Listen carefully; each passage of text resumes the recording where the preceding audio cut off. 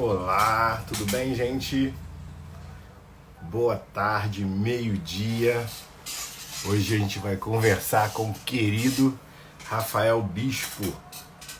Daqui a pouco ele vai entrar. Hoje a nossa live é sobre fisioterapia cardiorrespiratória integrada com a cardiologia. Vai ser um excelente bate-papo. Estou muito honrado em receber o Dr. Rafael Bispo com a gente. Estão me ouvindo bem? Como é que tá aí o doutora Jaqueline, Roas? O Bispo já entrou aqui, hein? Já vou chamá-lo.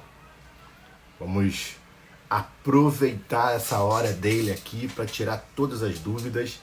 Ricardo, querido, deixa as suas perguntas aqui nessa interrogação que tem embaixo, tá bom? Se não está aparecendo para vocês, vocês podem botar a pergunta na tela, mas o ideal é colocar aqui. Essa setinha aqui embaixo é para chamar mais gente. E o coraçãozinho é serventia da casa. Pode apertar aí que a nossa live fica entre as primeiras. Rafael, eu tô tentando te chamar aqui, não tô conseguindo. Me pede uma conversa, tem duas carinhas aí embaixo. Me pede uma conversa. Hoje a gente vai falar dos grupos de risco. Hoje a gente vai falar Jorge Moura, meu Deus do céu. Ontem eu falei com o Jorge Moura, ele não tem ideia do quanto eu admiro esse homem, pai de família, profissional. Que bom que você está aqui, Jorge. Torço muito por você. Então hoje a gente vai bater um papo bom. Então tem muita gente de fisioterapia para entender um pouco mais de cardiologia e entender quão importante é para você, cliente, saber dessa relação. Oh, que figura boa Opa! de você. Tamo junto! Tamo junto, cara. Que bom, né? Legal, Essas, legal. essas circunstâncias da vida, doutor Rafael. Estou dizendo aqui do quanto te admiro como profissional, como empreendedor e da sua vertente, que eu não vejo em muitos colegas, de divulgar a ciência, de torná-la acessível para a maior parte das pessoas, né? Você se comunica diretamente com os seus clientes, eu sei porque eu sou um deles, tenho essa honra, e Pois é, né? também, e também com o seu público, e agora com o meu público, que tem a honra de te receber. Eu queria que você se apresentasse para a gente começar e aproveitar cada minuto dessa conversa contigo. Vamos lá. Em primeiro lugar, meu nome é Rafael Bispo, eu sou médico, sou cardiologista, estou formado há 12 anos. É uma honra estar aqui, participando aqui com o Renatão, que é um fenômeno. O cara sabe demais. E meu paciente agora também, pastor Emerson também, pastor Pastor, Emerson. a gente falou de você ontem. Pastor Emerson. E é isso. Acho que hoje vai ser interessante esse bate-papo. A gente ver algumas coisas acontecendo aí. Acho que essa integração da cardiologia com a reabilitação cardíaca, Ótimo. com a fisioterapia, ela ainda precisa melhorar bastante, ao meu ver, né? Ao meu ver. A gente estava conversando aqui um pouco antes de entrar, então eu acho que na prática a gente acaba esquecendo um pouco da importância dessa reabilitação cardíaca nos pacientes cardiopatas, né, de um modo geral, e a gente fica muito condicionado à medicação. E a Então, gente vai trocar essa ideia aí hoje. há hoje um consenso normativo mundial que a fisioterapia, a reabilitação, porque ela é multiprofissional, a gente sabe que precisa da fisioterapia, do enfermeiro, do nutricionista. Na fase 4, a gente vai chegar lá daqui a pouco, falar do profissional de educação física. Há um consenso mundial e há um número, como o Brasil está comparado com o resto, de adesão a essa fisioterapia pós-alta médica? Então, a gente sabe que tem as pessoas com insuficiência cardíaca que não fazem o trabalho de reabilitação cardíaca, eles vão ter alta e, em geral, eles vão voltar a ser internados em menos de 6 meses. Né? Uau! É uma taxa extremamente alta, né? Então, isso não é divulgado, isso não é falado, isso não é muito exposto. As pessoas não sabem, não têm muita informação, até muitos colegas também não têm. Alguns que têm também, falta um pouco de acesso, para onde a gente encontra isso, para onde a gente manda isso, para onde a gente consegue levar esse público para essa reabilitação cardíaca, que é extremamente importante, porque se ele não tiver essa disciplina, porque a reabilitação você falou aí, é multidisciplinar, ela vai pegar vários profissionais juntos aí. Então, o cara que tem, ou que fez lá um transplante cardíaco, ou o cara que saiu de uma de uma revascularização do miocárdio, ou o cara que tem uma doença coronariana, ou uma insuficiência cardíaca. E sim, esse cara ele precisa dessa equipe multidisciplinar, não é só remédio.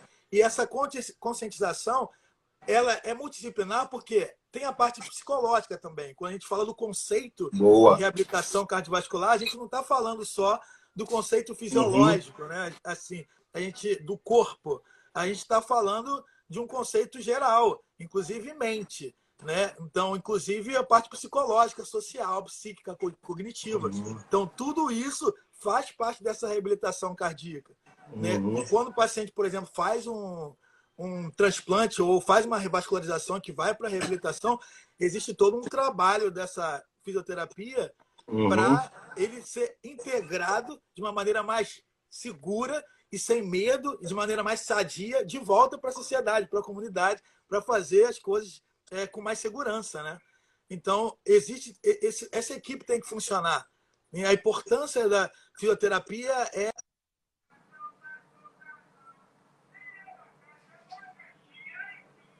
eles não voltem para o hospital com frequência. Depois de ter compensado a insuficiência cardíaca, ele volte aí, em menos de 6 meses a ocupar o leito do hospital de novo. E isso, obviamente, é custoso para ele e para o Estado. E para todo mundo.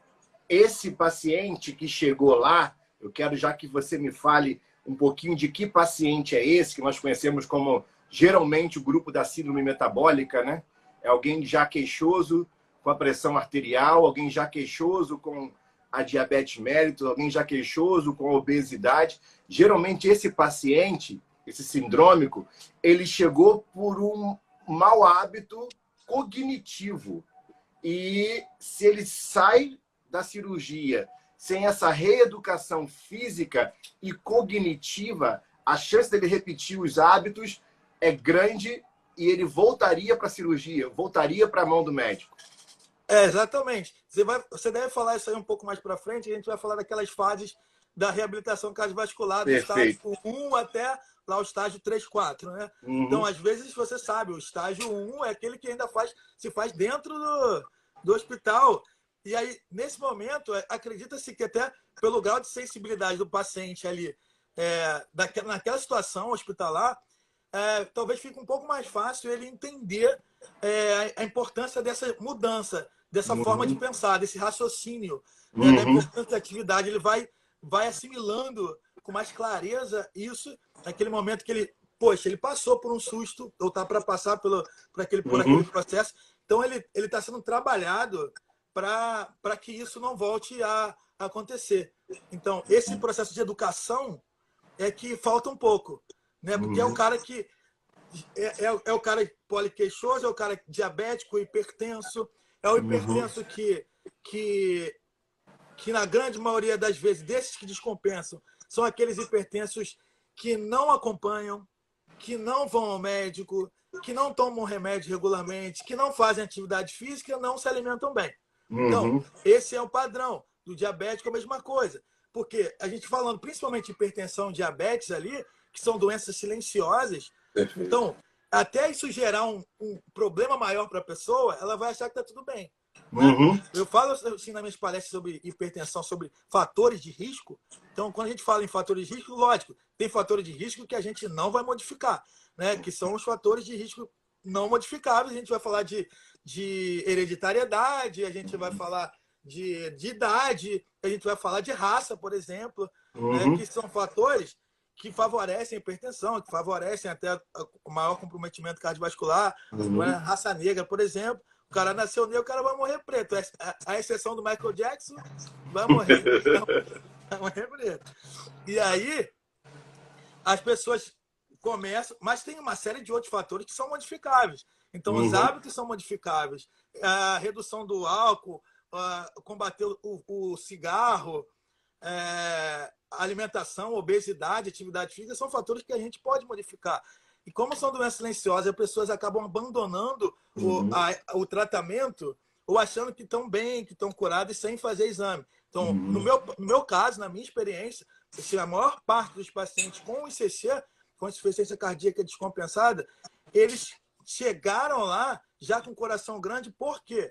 Porque lá atrás eles foram diagnosticados e não foram bem acompanhados, tratados. E aí o coração vai sendo sobrecarregado, vai crescer. Aí quando chegar, já vai estar no padrão de insuficiência. E é muito mais difícil a gente conseguir manter uma qualidade de vida melhor, aí, mais saudável. Mas acho que isso é isso aí, assim, a importância da gente mudar a mentalidade primeiro, que acho que se não mudar mentalidade, não adianta. A pessoa vai ter alta, vai ficar 1 mês, 2 meses bem e vai voltar a repetir tudo que ela fazia antes de operar, por exemplo. Entendeu? E você tocou num assunto importante da fase 1, então a gente vai definir no nosso consenso de saúde que a fase 1 é a fase hospitalar, durante a cirurgia e pré-cirurgia, né? Logo imediatamente pós-cirúrgica. Depois vem a parte que a equipe multidisciplinar vai entrar mais a fundo, que ela está em todo momento, mas ela entrará mais a fundo a fase 2 e 3. A nossa literatura mostra que essa fase vai durar em torno de 3 meses para ele se recondicionar. Alguns pacientes podem demorar mais um pouco. E a fase 4 é uma fase que vai demorar até 1 ano para ele fazer essa reeducação cognitiva e física e entrar num período de prevenção para não ter queda.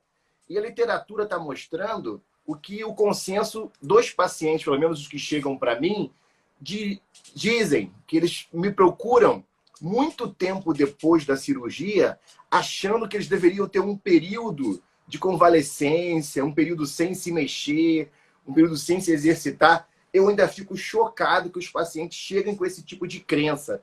O que você acha que deve? Mas isso às vezes é parte do próprio médico, né?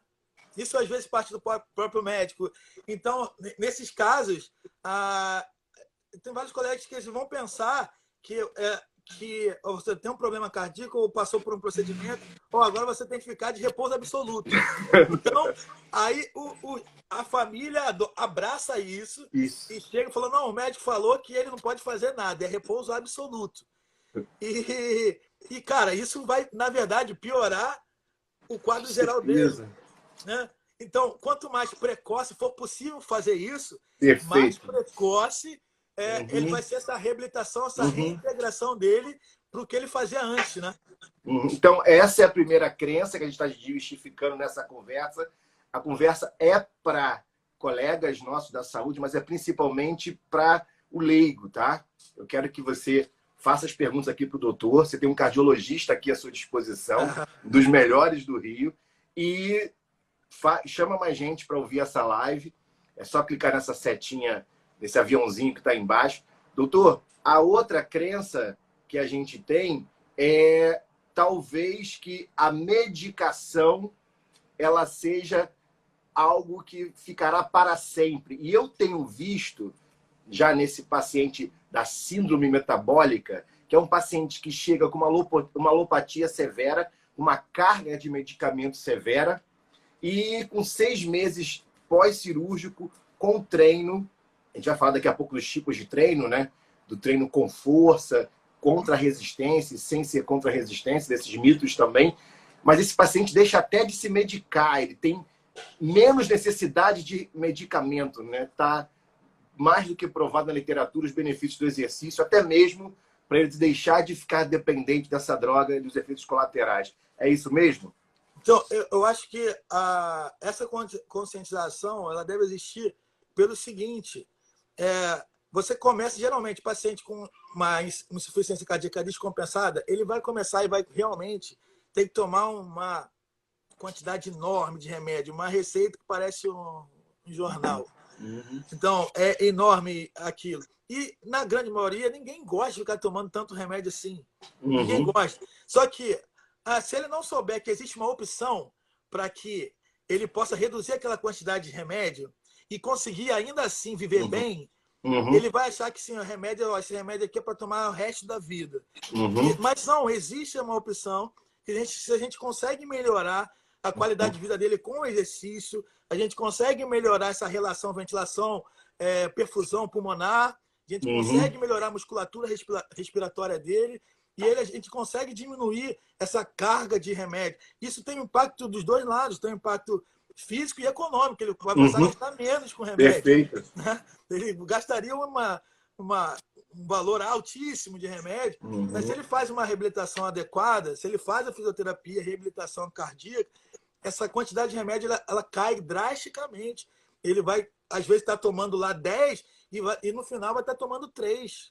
Que ótimo. Entendeu? E a gente está dizendo que há um efeito pós, né? Fase 2, 3. Mas também você tem a experiência do paciente que chega de novo com a crença que vai ser operado, que só a cirurgia resolve, mas uma medida preventiva multidisciplinar evita que alguns pacientes vão para a cirurgia. Qual é o seu feedback com isso? Já peguei alguns que já vieram meio condenados, né? Condenados à cirurgia, falando que só a cirurgia resolveria, e a reabilitação ajudou. A reabilitação ajudou e tem paciente até hoje aí, mais de 2 anos comigo, sem operar e vivendo bem. Vivendo bem. Então, não é uma sentença, não. Tem, lógico que tem casos e casos, mas sim, tem casos que a gente, com a reabilitação, consegue uma evolução importante, muito importante, e paciente, a gente consegue postergar ou cancelar cirurgia. Para ele, porque uma boa parte deles já são pacientes de risco pela própria faixa etária, então a gente tem que pensar na relação custo-benefício disso e a gente consegue reabilitar, né? Independente da idade, tá? E quais seriam esses candidatos à prevenção? Obesos, hipertensos, diabéticos, com histórico familiar de doença cardíaca, o que fuma, o que bebe, quem tem já algum comprometimento cardiovascular aí, de válvula ou de arritmia, basicamente. O leque é grande, né? Que bom. O leque é enorme, enorme.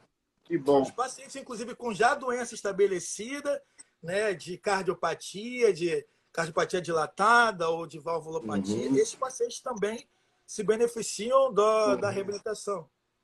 Apesar de você ser muito novo, eu acho que a cardiologia que você se formou já está diferente da cardiologia agora, que você pratica, né? A ciência está aí para evoluir e melhorar.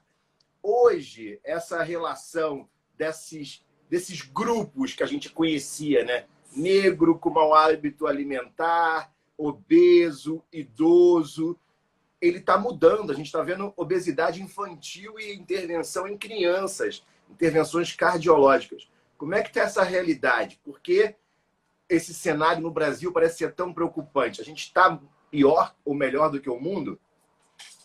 Eu acho que está no mesmo padrão, né? A gente sabe assim, que as doenças cardiovasculares elas continuam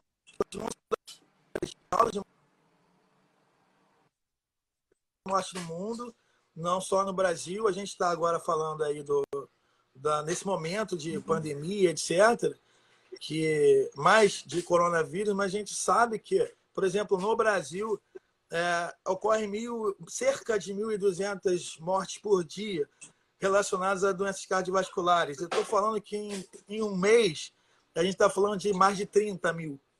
Né? Isso é uma coisa gigante, gigante. Assim, não tem, a gente acaba não pegando tanto pesado nisso, essa informação não chega tanto para as pessoas. Talvez se chegasse, as pessoas teriam até um pouco mais de disciplina. Isso, esse perfil que você falou, acaba mudando um pouco mesmo. Os hábitos já começam a serem ruins já desde mais cedo. Então, a gente vê cada vez mais a obesidade chegando mais cedo. Então, a obesidade infantil é um problema. Também para aumentar as chances de comprometimento cardiovascular. Tem uma outra coisa que está muito evidente aqui para a gente, é a relação do estresse. Boa. Então, hoje é um dos grandes vilões para mim. Entendeu? Eu, como cardiologista, assim, você vai pontuar todos os fatores de risco e, para mim, o principal vilão vai ser como é que eu ajudo esse cara a controlar o estresse. Eu falei assim, o estresse causa insuficiência cardíaca? Não. O estresse ele não vai causar insuficiência cardíaca, mas vai descompensar ela. Perfeito. Vai descompensar. Então, nesse período agora de quarentena, eu estou atendendo ainda no consultório. Tipo, esse período de quarentena, cara, eu vou te falar que 40% dos meus pacientes são pacientes que voltaram a descompensar por conta do estresse, da ansiedade e depressão. Caramba, é um número muito grande, né? Alto. Muito grande. Pesado. E a gente está falando agora do dano colateral dessa pandemia, dessa crise. E esse dano colateral pode estar, para nós, né? Vamos aqui tentar fazer isso esmiuçado para quem não é da área da saúde, está relacionado com o nosso sistema nervoso autônomo. Então, o nosso cérebro tem uma relação direta com o controle da frequência cardíaca, principalmente o sistema nervoso autônomo, que é quem controla os nossos ritmos circadianos, né, de cerca de um dia, que controla nossos hormônios.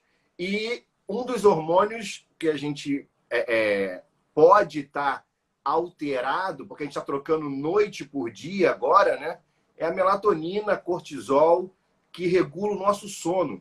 Luiz Eduardo está perguntando aqui, um especialista, dos melhores do Rio também em sono, qual é a relação dessa noite mal dormida, desse sono não restaurador com as doenças cardíacas? Há uma relação? Tem alguns estudos que falam sobre a relação, até porque quando a gente não consegue dormir bem, ocorre uma bagunça. O termo é bem esse mesmo, uma bagunça hormonal. Né? Isso vai gerar uma descompensação, principalmente em relação à hipertensão. Então, fica muito difícil eu controlar essa hipertensão se esse paciente dorme mal. E hoje, perfeito. E hoje, nessa relação, de novo, com o sono, a gente percebe que a atividade física, ela tem um fator regulador. Se o sono é quem bagunça tudo, talvez quem possa arrumar as coisas exatamente. É a atividade física. Qual o papel da gente fazer atividade de resistência? É que eu quero desmistificar a atividade de resistência, né? Resistência é quando você precisa da musculatura para suportar uma carga. Pode ser seu próprio corpo, os exercícios que estão propagados aí na internet, que nem peso externo utiliza. Exercícios quando você pega uma bolsa no mercado, quando você sobe uma escada. Então, a gente pode fazer exercício de resistência, obviamente sem ser cardíaco. E o paciente cardíaco também chega com esse mito no meu consultório. Doutor, falaram para eu fazer o mínimo de esforço possível e não pegar peso. E a literatura já está sustentando que o exercício de resistência é benéfico para esse cliente cardiopata. O que você tem a dizer? Exatamente. Sim, a atividade física ela faz parte do tratamento. Então, a atividade física é tão importante quanto a medicação que a gente usa. Então, isso deveria ser prescrito lá quando a gente coloca lá o Benicar, lá quando a gente bota lá o remedinho, tem que estar prescrito lá atividade física para esse paciente, porque ela tem uma série de benefícios da parte hormonal também, da liberação de algumas enzimas, mas vai diminuir o triglicerídeo, ela vai melhorar o seu HDL, que é o colesterol bom de proteção. Então, ela vai trazer uma série de benefícios para que a nossa doença de base não descompense. Né? E para quem não tem doença de base, é mais um fator de proteção eu ter um HDL alto, é mais um fator de eu ter um triglicerídeo normal, eu ter um consumo de oxigênio adequado. Então, a atividade física ajuda nisso. Né? Melhorar tônus, melhorar a musculatura, melhorar o consumo de oxigênio. Você vai saber melhor do que eu. Vai melhorar o nosso consumo de oxigênio. O meu de METs lá. Quanto mais METs ali... Variação da frequência cardíaca. Aumentou o METzinho, menos 25% de eventos cardiovasculares a cada incremento de METs, né? Então, poxa, olha a importância disso aí. Quanto melhor for seu condicionamento, menor a chance de você ter complicação cardiovascular. E outra coisa sobre atividade física, já vou abrir para as perguntas, tá? Tem 7 perguntas aqui. Vamos botando as perguntas nessa caixinha de perguntas. Eu já vou abrir, porque eu estou sugando ele. Quando eu vou no consultório, é 10 minutos comigo e mais 1 hora pegando esse conhecimento. Então, eu quero dividir isso com vocês, Bispo. Eu sei que é precioso essa nossa conversa. Mandando um abraço aqui para o teu irmão, está na audiência aí com a gente. E a premissa hoje, básica, é que as pessoas também acreditavam que para fazer exercício tinha que se gastar um período de tempo muito grande. E a gente tem algumas técnicas, eu vou deixar na literatura, essa conversa vai estar no meu canal, chama-se Trato Ubuntu, com U, tudo com U, Trato Ubuntu. Para ficar mais, no momento mais certo, né? Ubuntu é um dialeto bento, africano, que quer dizer sou pelo que nós somos. Então, é isso que a gente está fazendo agora, né? Nós somos portadores de um conhecimento, mas ele não seria nada se ficasse com a gente. Ele tem que passar adiante, ele tem que voltar. Essa é a nossa contribuição para a sociedade. Então, a ideia agora é que a gente consegue desmistificar que você precisa de um período muito grande para ter benefício.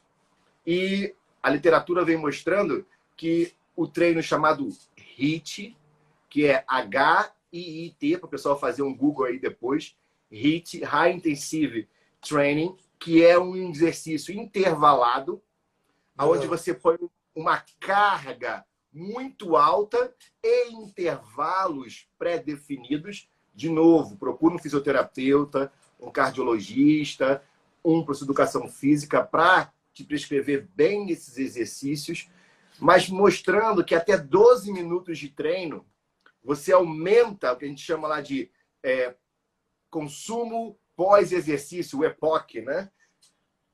Esse EPOC, esse consumo de oxigênio pós-exercício, é melhor, na literatura já está apontando isso, quando você faz esse exercício intenso do que quando você faz o exercício longo, apesar de durante o exercício a caloria ser a mesma. Então, de novo, a cardiologia está se renovando e aquilo que a gente aprendia lá atrás, que não pode levar esse pós-cardíaco, né? Pós-intervenção cardíaca, a um exercício intenso, também está caindo por terra, desde que seja tudo muito bem controlado? Já caiu. A gente vai ter algumas contraindicações nos pacientes que estão descompensados, né? Lógico, se eu tiver uma insuficiência cardíaca descompensada, não, né? Se eu tiver algum comprometimento que o paciente esteja hemodinamicamente instável, não. Mas em todos os outros casos, quanto mais precoce isso acontecer, vai ser melhor para esse prognóstico desse paciente. Isso a gente tem visto largamente agora aqui, né? Então, esse conceito de não pode pegar peso, que não pode fazer exercício, que tem que ficar em casa sem fazer nada, sentar no sofá, isso já foi embora há muito tempo já. Mas demora... E a importância também de procurar um profissional para essa orientação, entendeu? Porque não é só falar para o paciente que assim, tem que fazer atividade física. Então, na prática, assim, cardiologista em geral, ele não tem a preocupação de falar, você vai fazer atividade física assim, assado, tantos minutos e tal. Não tem, nem eu faço isso, eu não faço.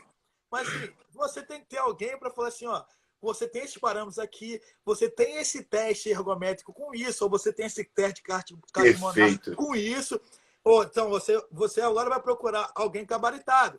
Então, um fisioterapeuta, ou até um educador físico também. Mas aí ele vai trabalhar segundo aqueles parâmetros ali. Então, ele sabe a clínica do paciente, ele sabe o resultado do teste cardiopulmonar do paciente, por exemplo. Ele não vai fazer atividade física que extrapole o limiar isquêmico do paciente. Então, ele já sabe, opa, o limiar isquêmico dele está aqui. Eu não posso chegar aqui no limiar isquêmico, eu vou trabalhar antes do limiar isquêmico dele. Ele chegou numa frequência cardíaca X, alcançada no pico do esforço, eu não vou chegar a 100% do que ele chegou lá. Eu vou pegar 70% do que ele chegou da frequência cardíaca lá no esforço. Segurança.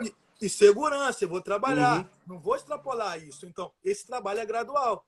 E tem que ter um profissional que vai fazer esse acompanhamento. Principalmente no início desse processo, é importantíssimo que o profissional fisioterapeuta, o educador físico, alinhe isso. Ele vai ter que estar alinhado com esse cardiologista para saber isso e depois a gente poder acompanhar essa evolução. Não é aleatório, entendeu? Eu falei assim, ó, vai lá, eu vou no... Fiz uma cirurgia cardíaca, agora eu vou lá na academia, vou fazer uma fichinha. Não é. O profissional do outro lado, ele tem que estar capacitado, habilitado, ele tem que saber o que está fazendo, senão você piora uma condição que seria favorável, né? Perfeito o que você está dizendo. Outra coisa importante que geralmente é o que aparece para mim é que esse paciente cardíaco, quando não genético, mas o cardiopata pelos hábitos, ele é muito indisciplinado. Então, às vezes não consegue tomar os remédios na hora certa, muito difícil de fazer o homework, muito difícil o dever de casa, muito faltoso. E eu costumo trabalhar com a necessidade de uma rotina. E também a rotina para melhor hora. Tem tempo para tudo, né? Nós que gostamos da Bíblia, Eclesiastes 3, há tempo para tudo. E esse camarada, às vezes, quando a gente manda ele fazer exercício, ele vai fazer exercício 1h. Aí, meia-noite, 10 da noite, e aí o sono não vem, aí acaba acordando tarde de novo, não tem hora para almoçar, e compra o pior e deixa perto dele. Como que esse cara precisa mudar hábitos e como a família tem que se enganjar para essas mudanças de hábito? Você tem esse trabalho, doutor, de mostrar para ele que quando um cardiopata existe uma família doente também que vai ter que ser tratada junto? Exato, exato. Eu gosto, eu particularmente até gosto quando a família está enganjada ali, sabe? Porque é muito mais fácil a gente tratar e explicar isso para a família, eles entenderem as consequências e complicações se aquilo não acontecer, até porque a família acaba que sofre com esse paciente que toda hora descompensa. Porque, às vezes, a pessoa está ali na sua casa, passa mal, liga para o filho vai ter que pegar um carro, levar o cara para botar no carro, levar para o hospital. Olha o drama. E isso, às vezes, acontece repetidas vezes. Então, vai lá, aí fala, não sei o que, não toma jeito, não sei o que, ele aprontou de novo, aí liga para o filho, vai, sabe? Aí, às vezes, toda semana está acontecendo isso. Então, se a família estiver enganjada ali, preocupada, cobrando também, vigiando os horários, então isso vai ficar muito mais fácil para a gente, né? Como cardiologista ali na ponta.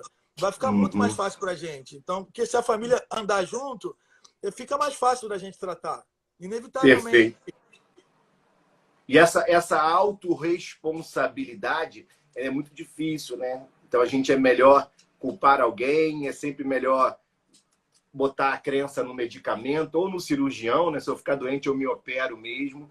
Mas as pessoas não têm ideia que o coração, ele é a mola mestre, né? Se os órgãos não são bem oxigenados, consequentemente não chega sangue para todo mundo, alguém vai padecer.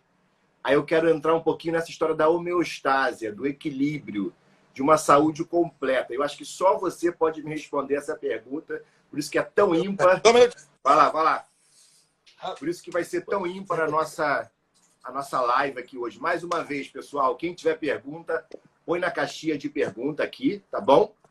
Ou já vai chamando mais gente, tem esse aviãozinho aí. Obrigado por estar tocando no coraçãozinho, que isso, além do afeto, né? traz mais gente aqui para a live. Mas a OMS, Bispo, traz a saúde como um fator psicológico, a gente vai falar de saúde mental, físico, social e espiritual. Como você consegue enxergar que quando um desses patamares não estão bem, inclusive o espiritual, que a gente divide da mesma fé, pode afetar no seu cliente? Como você consegue enxergar isso numa avaliação? Então, na prática, isso fica muito evidente quando o paciente chega com múltiplas queixas. Tem casos que são até engraçados, porque o paciente chega, tu chama ele da recepção para lá, e o paciente vem andando devagarzinho, com a falta de ar e tal. Ele sai bom, cara. da sala. Muito bom, muito Isso bom. é bom. Aí foi assim, olha só, você demorou um século para sair da recepção até aqui. Agora tu tá rindo, brincando, tá saindo daqui sem dor. Cadê a dor no peito? Cadê a tosse? Cadê a falta de ar?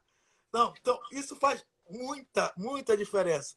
Então, a Uhum, relação médico-paciente, que é uma coisa que eu gosto muito uhum, de quebrar algumas coisas, dizer que a gente está junto ali naquele processo de tratamento e equilibrar as coisas, equilibrar o tratamento, dar esperança para o paciente. Eu, particularmente, não sou o modelo do médico que chega lá metendo a marreta, que o cara sai dali uhum. parecendo que vai ter que pegar um caixão ali e já deitar. Entendeu? Não, tipo, É o médico nocebo, né? Que deixa o cara mais pô, doente do que quando ele chegou. aí a pessoa fala assim, não vou mais naquele médico não, porque o cara falou que eu ia morrer, que não sei o quê. Não, eu coloco todas as possibilidades, os riscos de complicação, mas eu enfatizo que é possível melhorar de vida, é possível melhorar a qualidade de vida, que tem tratamento, que a gente está junto. Se o paciente estiver mais tranquilo em relação à mente e também a parte espiritual também, Boa. fica mais fácil a gente conseguir o sucesso do tratamento. Porque às vezes o problema é espiritual, às vezes o problema é mental.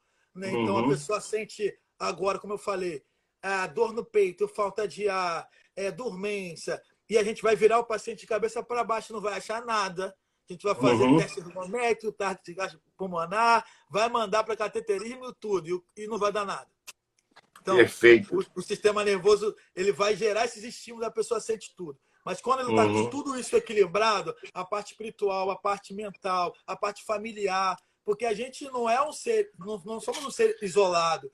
Né? A gente, tudo uhum, isso, assim, como a gente fala assim, eu não tenho minha vida espiritual, minha vida familiar, é uma vida, entendeu? É uma vida. uhum, Então, uhum. tudo tem que estar conversando. Né? Muito Então, não bom. adianta eu tratar minha vida com o médico e aí eu não trato minha vida em casa. Não adianta eu Perfeito. tratar minha vida em casa e não tratar minha vida com Deus. Então, Uhum, tudo isso anda junto. Então, se tudo isso a gente busca equilíbrio e a disciplina, não só para o nosso corpo, mas para isso também, uhum, esse equilíbrio vai ser importante para a qualidade de vida do paciente. Ele se sente mais seguro. Quando o paciente, às vezes, está com dor no peito, eu faço lá um teste ergométrico e falo com ele que, olha, o teu teste ergométrico não deu nada. E ele nunca mais tem dor no peito. Porque o problema não estava ali. O problema estava na perfeito. cabeça dele. Né? Ele Uhum, fez o teste. Às vezes eu vou fazer o teste mais por causa do paciente do que para mim. uhum, Né? Porque se ele fizer o teste, eu falei, tá vendo? Seu coração chegou aqui a 180 batimentos por minuto. Teve dor no peito? Não, cara, então tu não uhum. tem angina. Perfeito. Não tem angina. Perfeito. Entendeu? Não, que eu fui, andei daqui ali, tive falta de ar, tive dor no peito quando fui subir a passarela.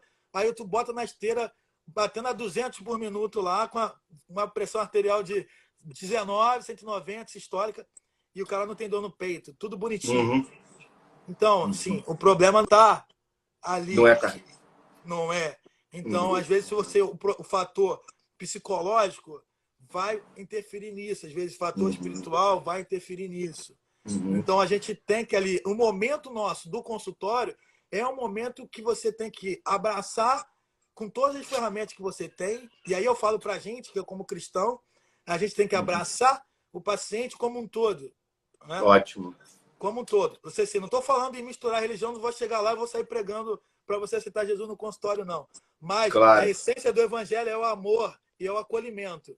Então, a gente pode pregar de Jesus sem precisar falar. Né? Então, a gente Perfeito. vai lá e vai abraçar. Agora não pode abraçar, né? Cara, eu estou sofrendo com isso também. Eu também estou sofrendo. Imagina a minha profissão de toque o tempo todo. Mas Vivo. você vai sorrir, você vai Uhum. abraçar, você vai falar palavras positivas e você vai falar que vai dar certo. Então, eu Perfeito. falo em algumas palestras que eu dou que 100% das minhas consultas começam com um sorriso. Uhum. 100%. Uhum. 100%. Então, começa com um sorriso. Isso já quebra ali, você já começa a se sentir melhor dali da porta. Né? Uhum. Quando você faz isso. E a resposta ao tratamento, quanto melhor for essa tua relação, vai ser melhor esse prognóstico do paciente. Então, na minha Perfeito. prática, a paciente fala assim: olha, eu já rodei vários médicos e ninguém conseguiu acertar meu remédio de pressão. E aí eu uso um remédio peculiar, básico do básico do básico, que é um losartana da vida. O cara já usou BNK, remédio de R$ 300 e tal. Não resolveu. Aí eu falei, doutor, que remédio foi aquele que você me passou que resolveu minha pressão? Falei, pô, losartana. Losartana? É só o sinal, só. Eu botei o nome final, Aradóis, Coros. Porque ele sai dali acreditando que vai resolver. Quando você fala assim, vai resolver. E aí, resolve. Resolve. Então, é uma série de coisas que andam juntas. Esse equilíbrio é junto. Então, o paciente é ele todo. Perfeito. É ele todo. Você restaura minha fé na medicina com essa conversa. Que vê o paciente é indivisível. É impossível, né? Dividir. A Vera está pedindo o seu contato. Vera é uma fisioterapeuta brilhante. Trabalha com neuro. Eu vou deixar o contato dele. Siga o Dr. Rafael. Tá bom? E essa foi a pergunta agora do PC Gonçalves, né? Como a fé pode ajudar? Você já respondeu. Vamos abrir para mais uma pergunta aqui. Vamos lá. A doutora Jaqueline, qual o perfil dos pacientes que tem melhor engajamento na reabilitação e quais precisam ser mais motivados a procurar ajuda? Doutora Jaqueline também é minha colega, nutróloga, nutricionista, irmã.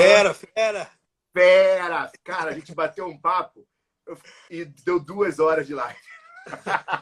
Ela é muito, muito boa. Muito bom ouvir, doutora Jaqueline. Agora me responde aí. E o perfil de paciente que é mais enganjado e aquele que é mais relapso?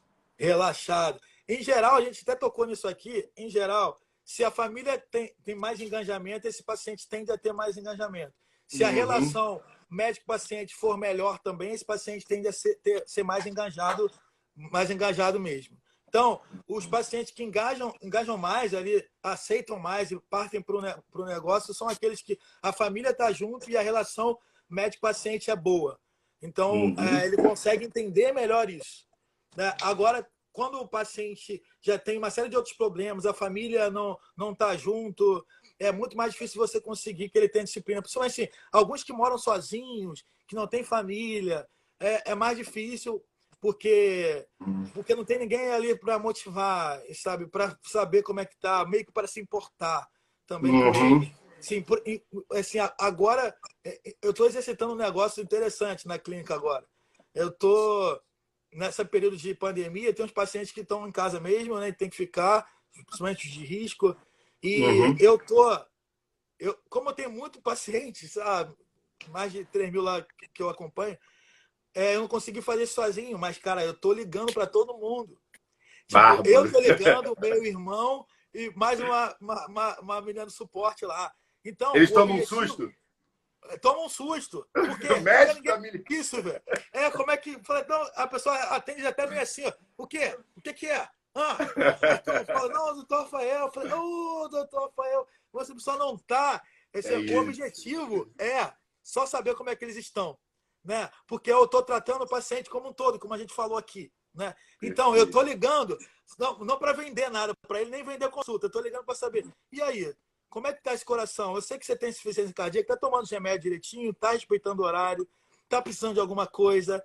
Que bom, Rafael. Tá vigiando na dieta, porque você está em casa, então tem vezes que você coma mais errado. Né? Então, tá conseguindo fazer alguma atividade física em casa? Como é que está isso? E ponto, é isso, minha ligação. Então, aí, o paciente, quando percebe que o médico é preocupado com ele, ele também vai se preocupar mais com ele mesmo também. Vai se engajar mais no negócio. Falei, cara, o médico... Falei, caraca, o médico me ligou. Aí fala assim, doutor Rafael tá ligando aqui só para saber como é que eu tô na pandemia e tal. Então, isso é um gatilho da reciprocidade. Então, eu tô preocupado e ele vai falar, não, tô tomando remédio, tô melhorando. Tô precisando só sentir um pouquinho isso aqui. Mas essa relação, acho que o grande diferencial é a família e a relação médico-paciente. Então, quem vai engajar mais é esse tipo de perfil. Rafael, parabéns. Eu acho que essa urbanização, ela reflete a pessoa que você é, sorte de quem é seu paciente.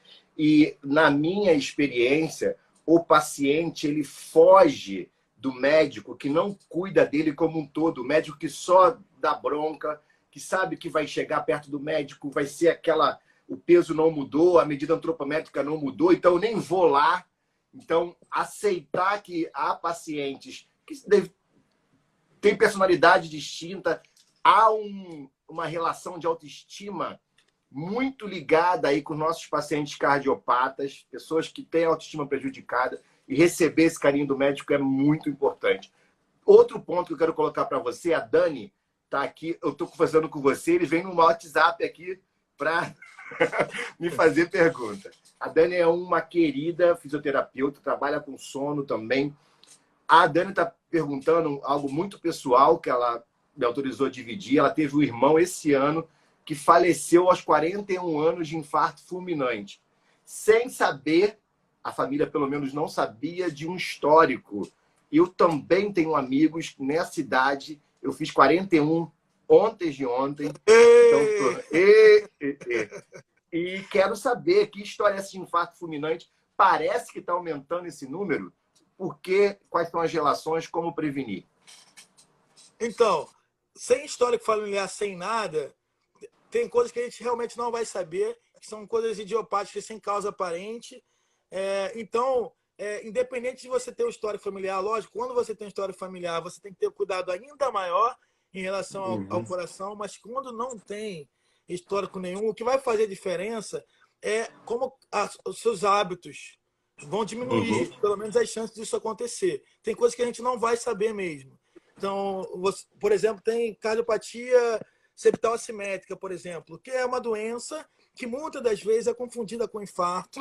Muitos pacientes mais jovens são diagnosticados na causa-morte como infarto, e, na verdade, é uma doença septal assimétrica, uma hipertrofia septal assimétrica, que é o que causa morte súbita em jovens, porque ela causa uma arritmia e a pessoa morre. Então, por exemplo, Serginho, lá do jogador de futebol que morreu em campo, alguns atletas, assim, famoso, o cara fez futebol a vida inteira, o cara jogou bola a vida inteira. Como é que o cara vai morrer de infarto? Entendeu? Sempre treinou em alta performance. Mas tem coisas assim, essa é uma doença que tem uma predisposição genética, uma hereditariedade ali. Então, às vezes a gente não vai saber que tem. É uma doença que é dinâmica. Então, você pode fazer um eco esse ano e não ter nada. No outro ano, você vai fazer o eco e está a parede do coração lá enorme. Entendeu? Então, assim, tem coisas que a gente não vai conseguir definir. Mas o que eu sei é o perfil, pela qualidade de vida em geral, hábito, estresse e todos esses fatores de risco, eles contribuem para que esses eventos aconteçam mais cedo, né, do que aconteceria. Tem os fatores idiopáticos, que a gente não vai saber a causa, e tem muitos fatores, bônus de morte, para crédito de morte para infarto, que na verdade era uma doença hipertrófica septal assimétrica. Perfeito. A Camila está elogiando aqui, dizendo que muitas das vezes é a conversa mesmo que está precisando desse paciente, né? Que chega num estado e sai em outro. E a Nutri Fermato está perguntando como é que você lida com as terapias integrativas, como, por exemplo, a acupuntura, e eu vou estender. Eu sou formado em meditação laica, mindfulness, e aplico nos meus pacientes sem eles nem saberem que estão meditando, tá?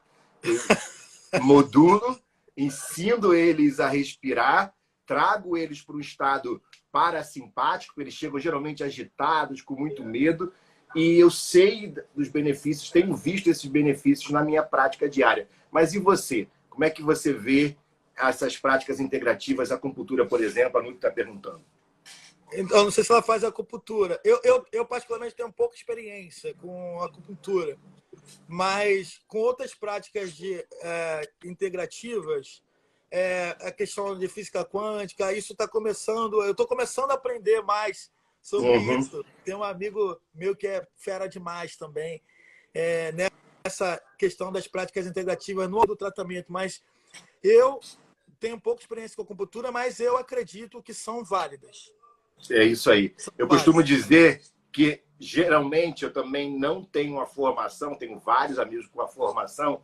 Quando o paciente vem me procurando para saber se é para fazer, eu indico que sim, porque se ele está se cuidando, certamente mal não vai fazer. Um cuidado vai levar a outro, né? Ele procura uma prática inicial de cuidado, certamente daqui a pouco são complementares, né? São complementares, são ações complementares. Então, vai ajudar de alguma forma esse paciente. Se for algo que o paciente se sinta bem em fazer também, vai melhorar na parte física e também vai melhorar a parte psicológica e mental dele.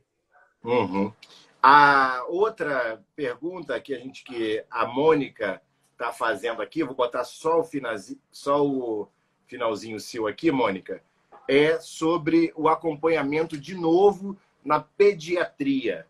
As mães estão aí percebendo que os seus filhos estão com sintomas de falta de ar ou sobrepeso. Quando intervir, quanto mais cedo, melhor. Essa criança, ainda que não apresente a doença quando criança, tem a chance de, quando criança, ser obesa e ter maus hábitos, ser um adulto cardiopata? Não, se isso for combatido na infância, não. Eu acho que o negócio tem que ser cuidado já desde pequeno. Eu esqueci o nome da... Quem perguntou aí foi... Eu tenho o nome dela aqui. É a Mônica. Mônica, eu conheci Mônica recentemente. Mônica é uma fisioterapeuta braba, de mão cheia. A galera que bom, Mônica, minha colega. E ela é especialista em criança, tá? Pediatria, reabilitação em crianças. Ela trabalha em Duque de Caxias, pela prefeitura. Inclusive, quem tiver alguma indicação, tem um trabalho lá, faz parte de uma equipe lá que consegue, via SUS, reabilitação cardíaca e respiratória para crianças lá em Duque de Caxias. Ela é uma referência. Por isso que ela está me perguntando aqui. Faz muito sentido, tá? Esse trabalho dentro da criança, dentro da faixa etária infantil, tentar combater isso, melhorar esse padrão ventilatório da criança lá desde o começo, trabalhar a fisioterapia, e pode ser que isso evolua de maneira tão satisfatória que ela fique bem a vida inteira, né? Então, ela pode...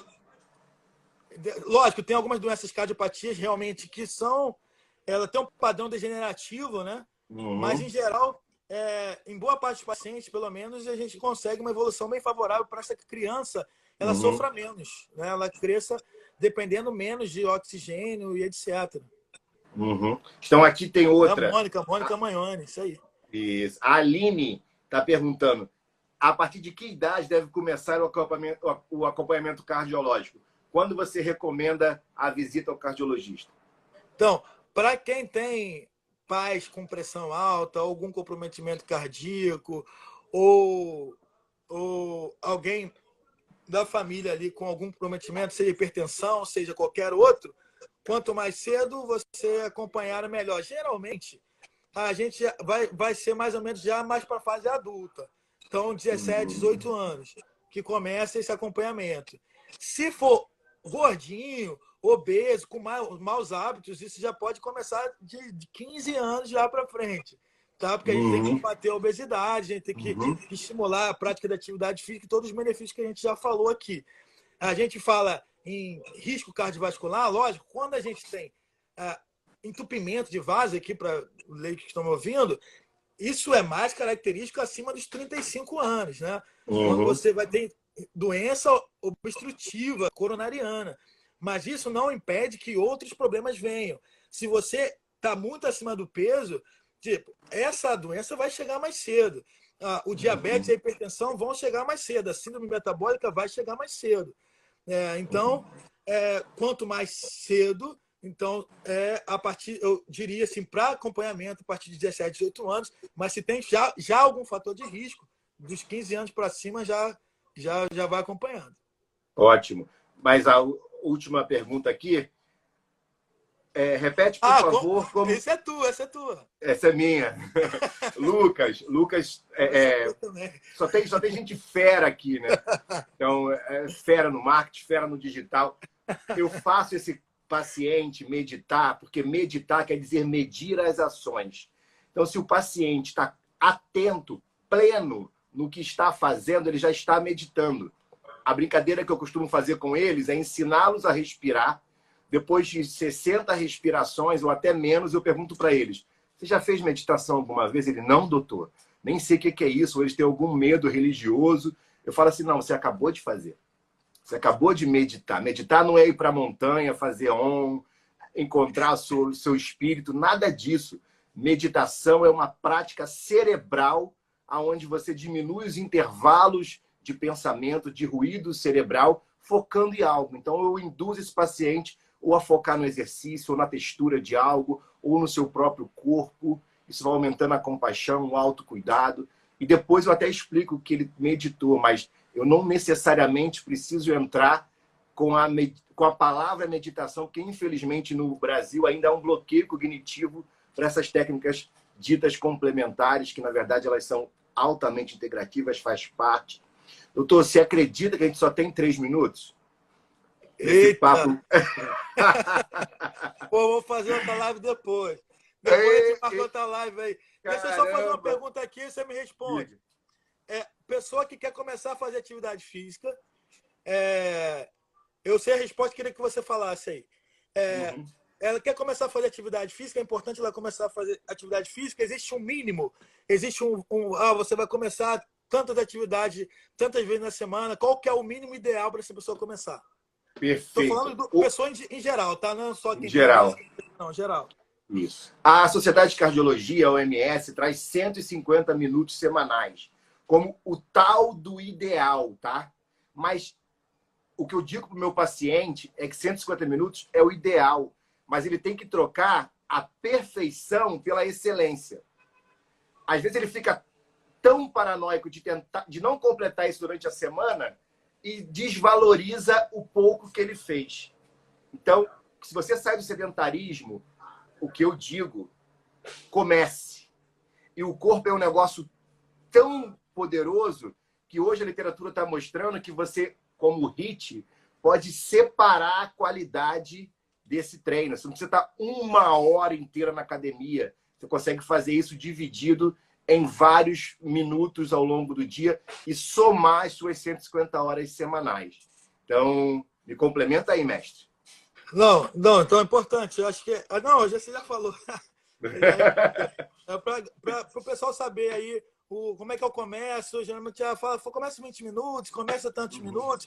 E uma outra coisa que as pessoas falam muito é, não, faz atividade física? Não, não faço, mas eu caminho pro trabalho, no trabalho eu subo dessa escada tantas horas. Isso é atividade física ou não? Fala. Muito bom que você está perguntando. Outra, eu vou responder isso. Meu último paciente com insuficiência cardíaca, ele falou assim, você está falando alguma atividade física? Não, doutor, mas eu estou urinando muito. Do meu quarto até banheiro dá uns 10 metros. Eu vou mais 10 vezes. Então, o que muda é o esforço. Então, eu tenho um paciente que fica obeso e piora a sua qualidade cardíaca na academia.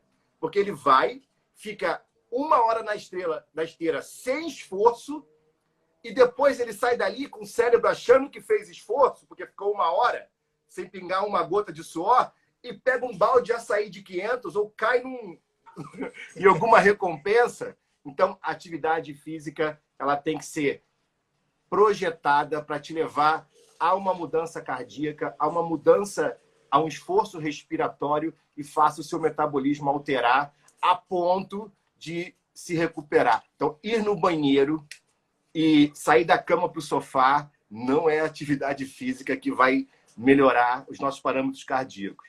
Só voltando ao que eu falei antes, quando a gente faz atividade que exige esforço, que te levam para um outro nível, por exemplo, a gente falou lá no começo sobre o que é o MET, né, que é a nossa equivalente metabólico por tarefa, né, a nossa taxa metabólica de repouso.